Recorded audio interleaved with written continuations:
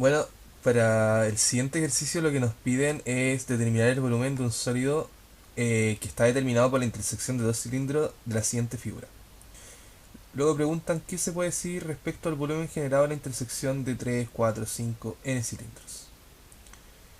Entonces, vamos a realizar primero el ejercicio para la intersección de dos cilindros y después vamos a hacer una suposición, porque no vamos a calcular la intersección para 3 ni 4 ni 5, solamente vamos a ir como suponiendo las ideas que uno tendría que ir teniendo a medida que estas intersecciones vayan ocurriendo. Entonces, lo que vamos a hacer es, primero que nada, fijarnos que la forma en que nos presenta la intersección de los dos cilindros es un eje X y tenemos el eje Y. Entonces se intersectan de forma perpendicular, dado que ahí forman 90 grados. Dicho eso, vamos a primero que nada visualizar la intersección como si miráramos desde arriba y luego vamos a visualizar la intersección como si miráramos a través del eje X. O sea, vamos a mirar desde el eje Z y luego desde el eje X. Entonces, si miramos desde arriba, es decir, desde el eje Z, lo que tendríamos sería, si miramos un cilindro, por ejemplo, desde arriba, sería como esto. O sea, mirado desde arriba va a ser un rectángulo. Y si miramos el otro cilindro, estaríamos mirando otro rectángulo, ¿sí? Suponiendo que los cilindros tienen las mismas dimensiones. Entonces nos va a quedar como una figura así, dado que son de las mismas dimensiones, tienen el mismo radio. Entonces si nos fijamos en la intersección, es decir, aquí, porque aquí se intersectan en este espacio, lo que tenemos es un cuadrado. Entonces, mirado desde arriba, las intersecciones son puros cuadrados. Pero si ahora miráramos desde el frente, es decir, vamos a tener desde el eje X, como habíamos dicho, tenemos uno de los cilindros y el otro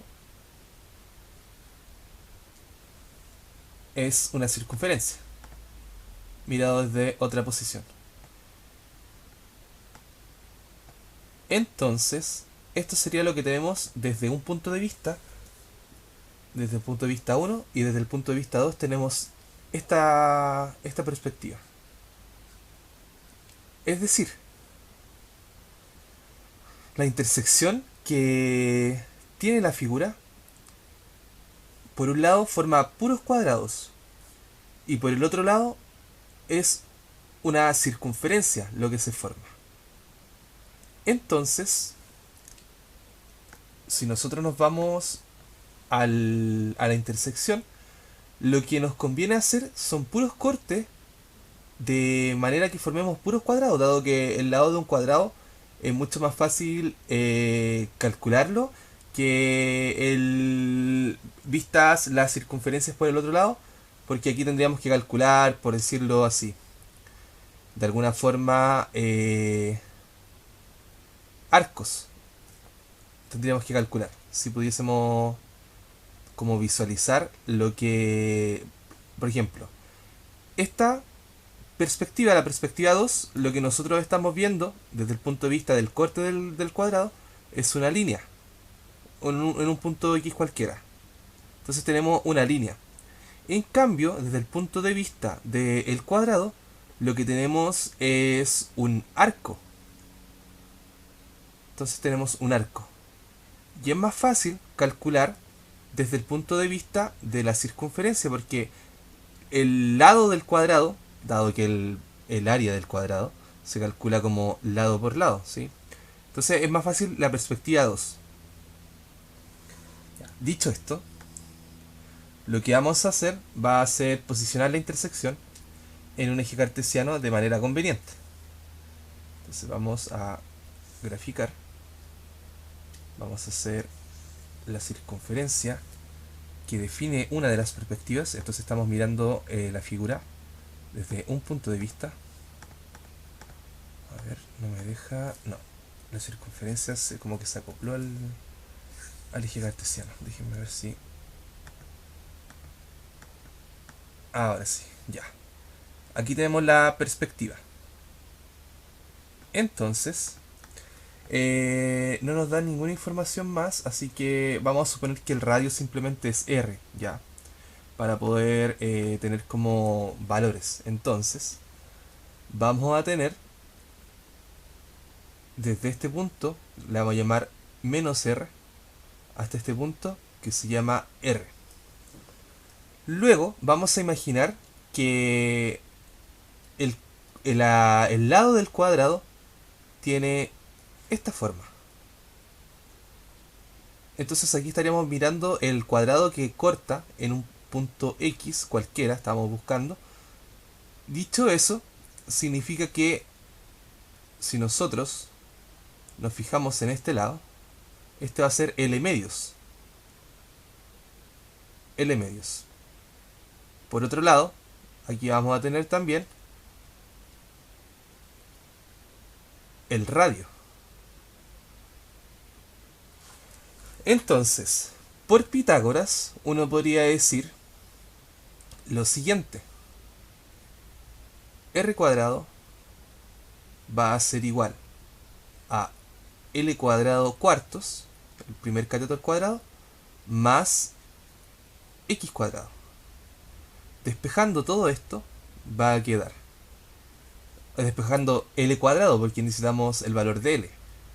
Entonces, L cuadrado va a ser igual a R cuadrado menos X cuadrado. Y esto está sobre un cuarto. L cuadrado va a ser 4 veces R cuadrado menos X cuadrado. Listo.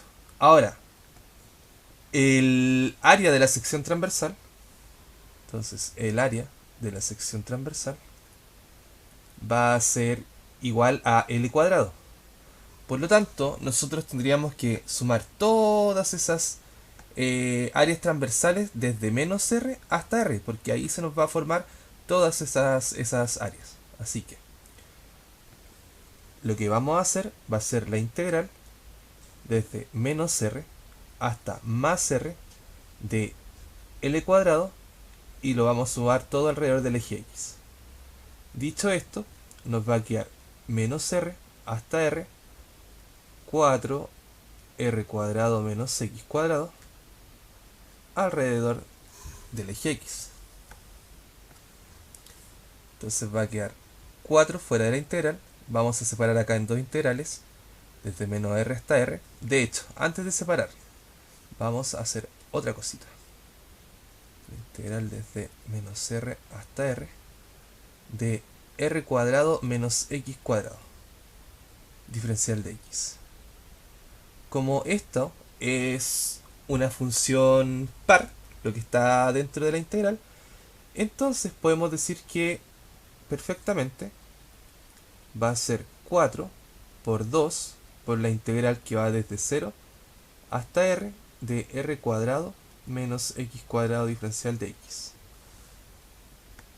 Entonces nos va a quedar 8 paréntesis y ahora vamos a separar en dos integrales desde 0 hasta R de R cuadrado diferencial de X menos la integral de 0 hasta R de X cuadrado diferencial de X. Luego nos va a quedar como 8 factor de la integral de R cuadrado con respecto a X. R cuadrado es una constante y tendríamos que integrar el 1, entonces va a quedar X evaluado entre 0 y R menos X cuadrado, entonces va a ser X cubo tercios evaluado entre 0 y R. Finalmente, al evaluar va a quedar R cubo menos R cubo tercios, lo cual va a ser 8. Aquí vamos a amplificar por 3 sobre 3 y nos va a quedar 2 R cubo tercios. Finalmente, esto queda 16 r cubo tercios.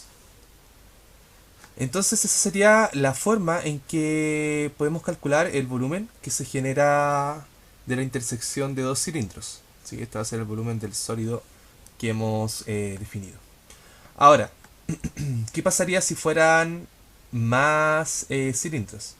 Vamos a suponer unos 3, ¿sí? Vamos a suponer la intersección de 3 cilindros. Y lo vamos a hacer todo alrededor de los ejes cartesianos X e Y.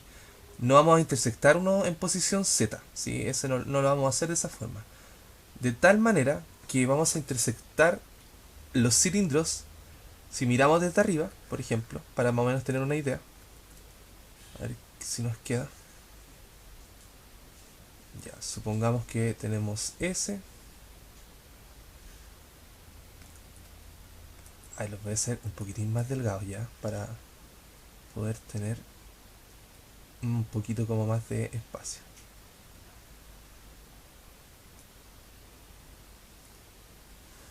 Ya, supongamos que es un cilindro ya. Y vamos a tomar otro más o menos de esta posición. No me quedo. A ver. De tal forma que la intersección entre ellos forman 90 grados ya. Esa es como la idea que estoy tratando de plantear. Entonces estamos mirando desde arriba la intersección ya. Miren, este lo voy a arreglar. No, este lo voy a arreglar, que está acá. Lo vamos a achicar un poco. Yo creo que por ahí más o menos estarían iguales. Entonces, si nos fijamos, si estamos mirando desde arriba la intersección, donde se ven puros rectángulos, este también es un rectángulo, ya solamente aquí me quedó como un trapecio. Ya la idea era esto. Voy a borrarlo igual aquí para que quede el trapecio. O sea, quede el rectángulo. Entonces, ya, si miramos desde arriba la intersección de los tres rectángulos, lo que se forma al medio, esta cara, son puros hexágonos. Ah, entonces tendríamos un hexágono aquí en la intersección de los tres. Pero si miramos desde acá, entonces lo que vamos a tener es una circunferencia y por acá va a pasar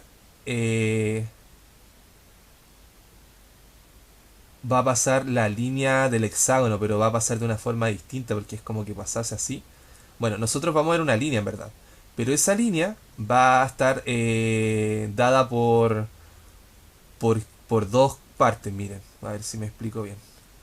Por ejemplo, si nosotros miramos desde ahí, esta línea verdecita que está acá, va a ser, nosotros desde esa perspectiva la vamos a ver así. Entonces vamos a tener que encontrar una forma de calcular el lado de... De hecho, lo que estaríamos viendo, para hacer más precisos, va a ser esta línea, que va desde un vértice a otro. Entonces vamos a ver esa línea en una posición cualquiera. No vamos a ver el lado del hexágono, vamos a ver esa línea. Entonces tenemos que tratar de, en base a esa línea, calcular uno de los lados y luego vamos a tener que finalmente calcular el área transversal, es decir, el área del hexágono y sumar todas esas áreas alrededor de la circunferencia, ¿sí? Ahora, ¿qué pasa si son n intersecciones? Uy, ¿qué pasó? Aquí pasa si son n intersecciones. Entonces, si son n intersecciones, lo que vamos a tener es una una esfera, porque a medida que vayan intersectando más y más y más cilindros, se va a generar finalmente una esfera perfecta aquí al centro. Y por lo tanto, vamos a calcular el área de una esfera cuando sean n cilindros, ¿sí? Entonces, si fueran n la cantidad de cilindros y n vamos a decir que son infinitos, ¿sí? Que n tiende a infinito. Entonces ahí vamos a estar calculando el volumen de una esfera. Y a medida que aumenta la cantidad de intersecciones se forman distintas figuras geométricas. Entonces aquí la intersección la hicimos de tal manera que se intersecten entre ellos, por decirlo de alguna forma, porque esta sería como la línea central de cada cilindro. Entonces entre ellos forman ángulos de 60 grados, ¿sí? Porque sería 360 dividido en 6 y forman ángulos de 60 grados entre sus intersecciones. La idea es que sean así para que tengamos figuras congruentes y para que finalmente tengamos el cálculo correcto, ¿sí? Entonces ahí pueden intentar hacerlo desde la perspectiva que les digo. Entonces si ustedes miran la circunferencia, es decir, desde esta vista, van a estar las circunferencias y esa línea que ustedes van a poder visualizar va a ser en realidad la línea desde... A ver, la línea desde, como les marca acá, un vértice a otro vértice, ¿sí? Por ejemplo, desde acá van a ver hasta acá, hasta este vértice. Entonces esa línea es la que ustedes van a poder visualizar. Y en base a esa línea, entonces tratan ahí de calcular el área del hexágono y hacen después toda la sumatoria de las líneas alrededor de la circunferencia. Así que espero que les sirva. Ojalá se haya entendido. Es medio complicado el ejercicio.